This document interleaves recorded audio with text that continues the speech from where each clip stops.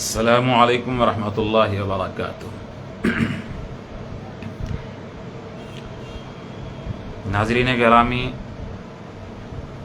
آج نیا سال اسلامک سال شروع ہو گیا ہے اور آج یکم محرم 1445 ہجری اسٹارٹ ہو چکا ہے۔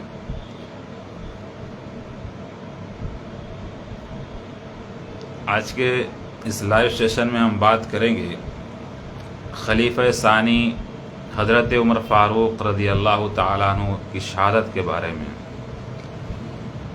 سب سے پہلے میں آپ کو بتا دوں کہ آج یکم محرم ہے اور اس بارے میں بڑا باتیں کی جاتی ہے کہ حضرت عمر فاروق رضی اللہ تعالیٰ عنہ کی شہادت کب ہوئی تھی۔ کچھ لوگ 26 بتاتے ہیں، کچھ 27 بتاتے ہیں، کچھ 29 بتاتے ہیں۔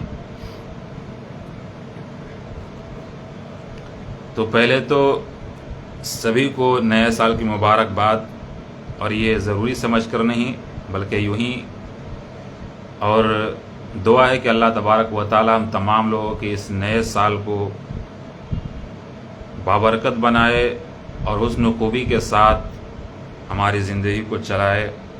بہرحال ہم بات کر رہے تھے حضرت عمر فاروق رضی اللہ تعالیٰ عنہ کی، کہ حضرت عمر فاروق رضی اللہ تعالیٰ عنہ کے بارے میں کچھ لوگ یہ کہتے ہیں کہ شہادت کے بارے میں اختلاف کرتے ہیں۔ تو ایک بات سمجھ لیجیے کہ اس کا تعلق عقیدے سے نہیں ہے۔ اتنا جاننا ضروری ہے کہ ہمارے صحابہ کرام کی شہادت ہوئی تھی اور شہادت میں فلاں شخص تھا، لیکن کس دن شہادت ہوئی اس کا عقیدہ سے تعلق نہیں ہے، تاریخی واقعات سے تعلق ہے۔ اور اصل میں یہ مختلف طرح کی واقعات باتیں ہیں اور مختلف طرح کی روایات ہیں۔ اور روایات کیا ہیں دیکھیے گا کہ حضرت عمر فاروق رضی اللہ تعالیٰ عنہ اصل میں 26 ذی الحجہ 23 ہجری کو جو ہے نماز فجر میں ابو لولو مجوسی کے خنجر سے زخمی ہوئے تھے۔ یہ چیزیں قابل غور ہیں جو سمجھنے کی ہیں کہ 26 کو جو ہے حضرت عمر فاروق زخمی ہوئے خنجر سے، ٹھیک ہے۔ آگے چلیے 3 راتیں زخمی رہے تو 29 تاریخ ہو گئی۔ اس طریقے سے 29 ذی الحجہ کے مطابق 3 نومبر، اور اس کے بعد یکم محرم کو سن 24 ہجری کو روضہ اطہر میں آپ کو کیا کیا گیا، آپ اس میں مدفون ہوئے، آپ کو آسودہ خاک کیا گیا۔ تو دیکھیے جنہوں نے ایک تاریخ جو مدفون میں شامل ہوئے انہوں نے مدفون کی تاریخ روایت بیان کر دی ہے، اور جنہوں نے دیکھا کہ زخمی ہوئے اس تاریخ کو تو اس تاریخ کو بیان کر دیا ہوگا، اور جنہوں نے دیکھا کہ 29 تاریخ کو آپ کی وصال ہوئی، آپ کی شہادت ہوئی، اس کا بیان کر دیا۔ تو بہرحال جو بھی ہو تاریخی واقعات ہیں۔ تو ہم بات کر رہے ہیں حضرت عمر فاروق رضی اللہ تعالیٰ عنہ کے بارے میں۔ یہ وہ شخصیت تھی جو پانی پر بھی حکومت کرتی تھی، مٹی پر بھی حکومت کرتی تھی، اور دنیا والوں کے دلوں پر بھی حکومت کرتی تھی۔ اور دنیا میں ایسا کوئی حاکم آج تک ماں کا لال پیدا نہیں ہو سکا جو گھر گھر جا کر ایسی باتیں پوچھتا ہو۔ آج ہمارا حاکم یہ کہتا ہے کہ گھر گھر جا کر ہم تھوڑو پوچھیں گے، ہم نے تو ایک حکم جاری کر دیا بس تم سمجھو۔ لیکن وہی واحد شخصیت تھی جو کپڑے پہ پیوند لگے ہوئے تھے لیکن پھر بھی وہ 22 لاکھ مربع میل کا حاکم تھا۔ وہ ایسا حاکم حضرت عمر فاروق رضی اللہ تعالیٰ عنہ تھے کہ آج جو بڑے بڑے سفاریوں پہ حاکم چلتا ہے ہمارا، لیکن وہ حضرت عمر فاروق رضی اللہ تعالیٰ عنہ 22 لاکھ مربع میل کے حاکم ہوتے ہوئے بھی اپنے غلام کو کہتے ہیں کہ تم اونٹ کی نکیل پکڑ کے تھوڑی دور تم چلو، میں بیٹھوں گا، پھر میری باری آئے گی، میں نکیل پکڑ کے چلوں گا اور تم بیٹھو گے۔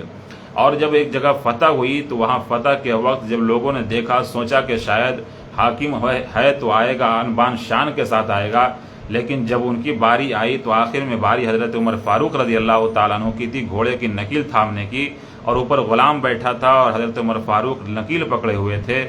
اس وقت جب کافروں نے دیکھا تو کہا تھا کہ واللہ ایسا حاکم ہو ہی نہیں سکتا، لیکن جب انہوں نے دیکھا کہ واقعی یہ حاکم ہے تو ان کی آنکھیں پھٹی کی پھٹی رہ گئی۔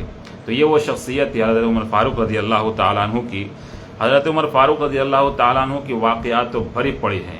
اسلام کو جو عروج ملا ہے اور بوانگ دہل جو ڈنکے کے چوٹ اعلان کیا گیا اسلام کا، حضرت عمر فاروق رضی اللہ تعالیٰ عنہ کے زمانے میں نامعلوم کتنے دور تک اسلام پہنچا ہے۔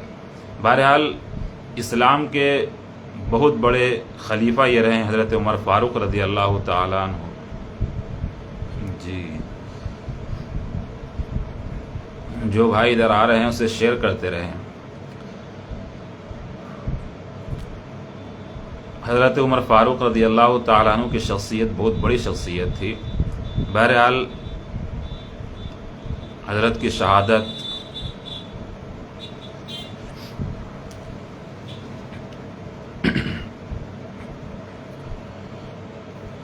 حضرت عمر فاروق رضی اللہ تعالیٰ عنہ کے بارے میں تو بہت سارے واقعات کتابوں میں لکھی پڑی ہیں، ان سب کو بیان کیا جائے تو بہت وقت چاہیے۔ بہرحال اللہ کے نبی صلی اللہ علیہ وسلم نے تو یہاں تک فرما دیا تھا کہ لو کان نبی بعدی لکان عمر، کہ اگر میرے بعد کوئی نبی ہوتا تو وہ عمر ہوتے۔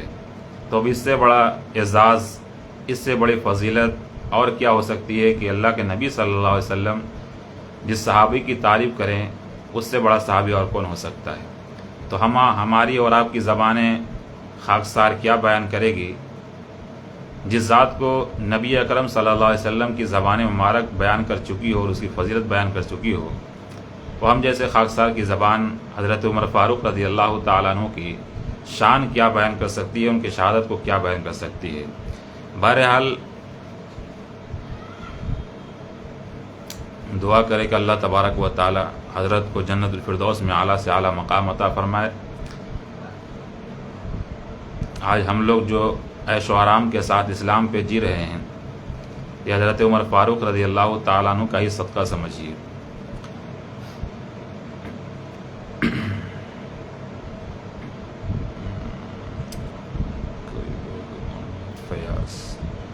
یہ محمد فیاض بھائی جڑے ہوئے نا،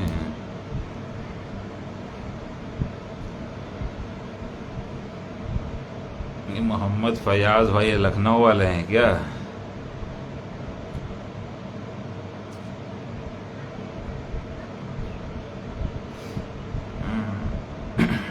اور بھائی آپ لوگ کہاں سے جڑے ہوئے ہیں؟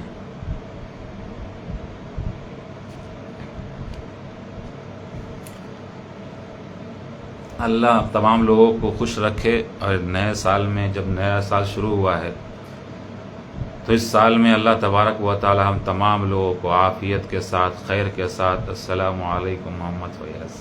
وعلیکم السلام بھائی، لگ رہا ہے سب پہچانے سے لگ رہے ہیں آپ۔ لکھنؤ والے بھائی صاحب تو نہیں ہیں؟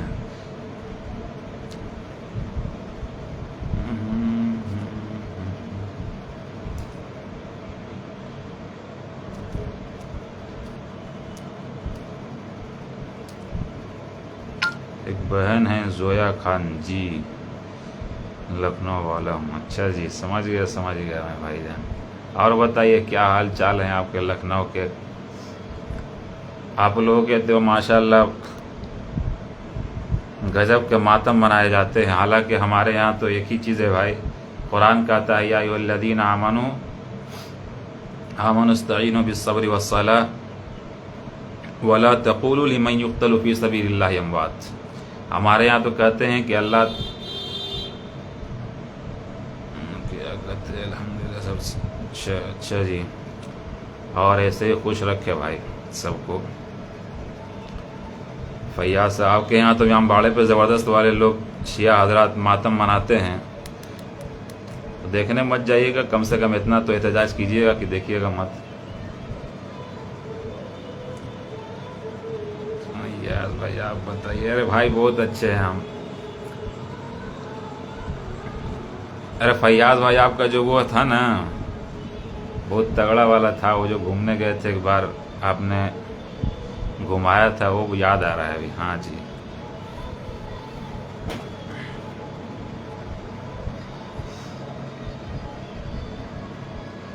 بہرحال ہم لوگ ماتم اسی لیے میں نہیں جانتے کہیں بھی، میں نہیں جاتا کہیں بھی۔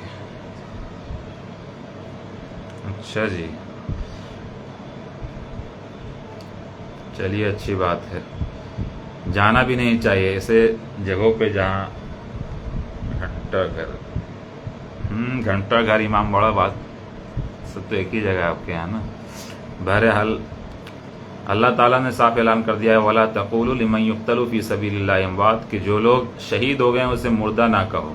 اور ہمارے یہاں بہت سارے ماتم منائے جاتے ہیں، نہ معلوم کیا کیا ہوتے ہیں، اور ایک خرافات تو ہمارے یہاں یہ بھی چل رہا ہے کہ ابھی मेहंदी वगैरह लगाने पे मसला होता है कि एक तारीख जो ही चांद देख ले तो लड़कियां औरतें मेहंदी ना लगाएं। जिसे मेहंदी वेहंदी लगाना है वो क्या कर ले, मुहर्रम स्टार्ट होने से पहले ही मेहंदी लगा ले। ये हमारे यहाँ का रवाज चल पड़ा है। अब पता नहीं क्यों चल पड़ा है। कुछ लोग कहते हैं कि चूँकि गम का महीना है इसीलिए नहीं लगाना चाहिए। भाई गम का महीना नहीं है, गम तो वो मनाए जो मुर्दा समझते हों, शहीद ना समझते हों।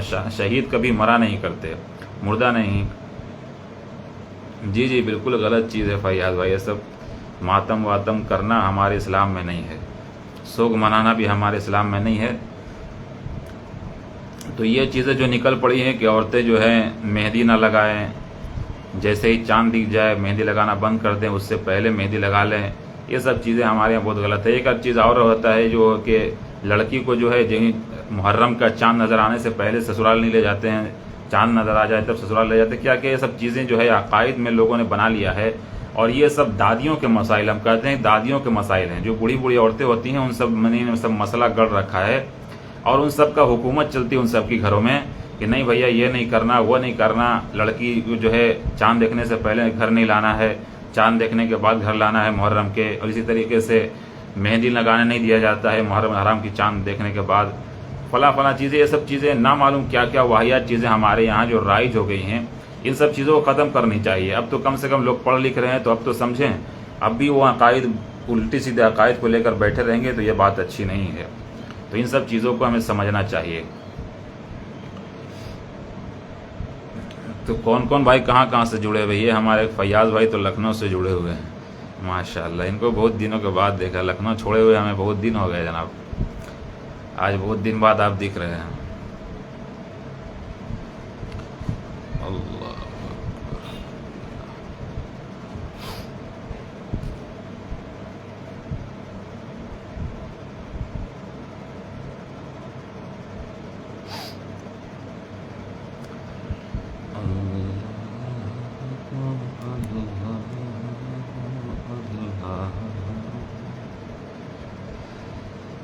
अल्लाहु अकबर कबीरा।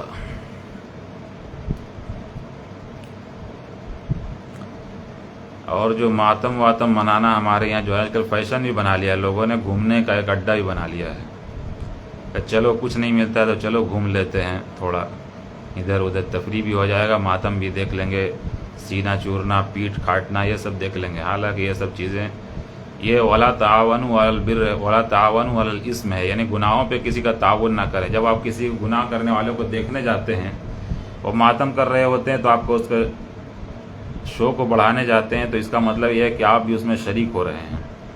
तो आप भी उसके शरीक हो जाएंगे तो फिर आप भी गुनहगार हो जाएंगे।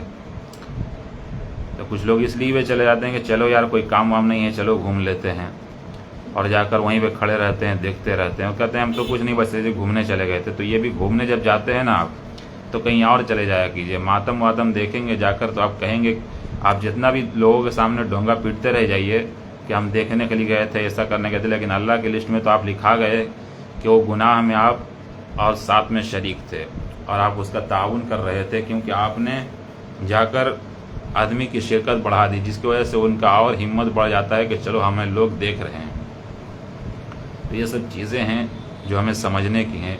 और भी बहुत सारे खुराफात मुहर्रम में हैं, जो ढोल बाजा, यार ढोल ताशा तो हमें समझ में ही नहीं आता। अब देखें एक बात कि ढोल जो बजाया जाता है इसमें ना मालूम गलियों में शोर, यहाँ शोर, मोहल्ले में शोर, कितने सारे ऐसे मरीज़ होंगे बेचारे जिनको तकलीफ़ होती होगी आवाज़ से, लेकिन उनके सामने ज़ोर ज़ोर से बजाया जाता है। अब ज़रा सोच के देखें, आका करीम सल्लल्लाहु अलैहि वसल्लम तो फरमाते हैं कि तकलीफ़ देह चीज़ अगर कोई कांटा भी मिल जाए तुम्हारे रास्ते में तो उसे साफ करो। ये हमारा तरीका और ये हमारे नबी का तरीका। लेकिन हम क्या करते हैं, शोर बर्पा करते हैं और 10-10 दिन तक बड़ा बड़ा हंगामा करते हैं, डम डमाडम क्या क्या बजाते रहते हैं। ना मालूम कितने मरीज़ बेचारे परेशान रहते होंगे ये 10 दिन।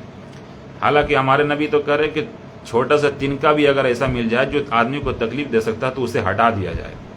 लेकिन ये मुहर्रम में या हुसैन का नाम लेकर हुसैन हुसैन करके दूसरे लोगों को तकलीफ़ देते हैं और मरीज़ों को परेशान किया जाता है। तो ये सब गलत काम है। ढोल तमाशा ये सब तो चीज़ जायज़ है ही नहीं, किसी भी फ़िरक़े में जायज़ नहीं है।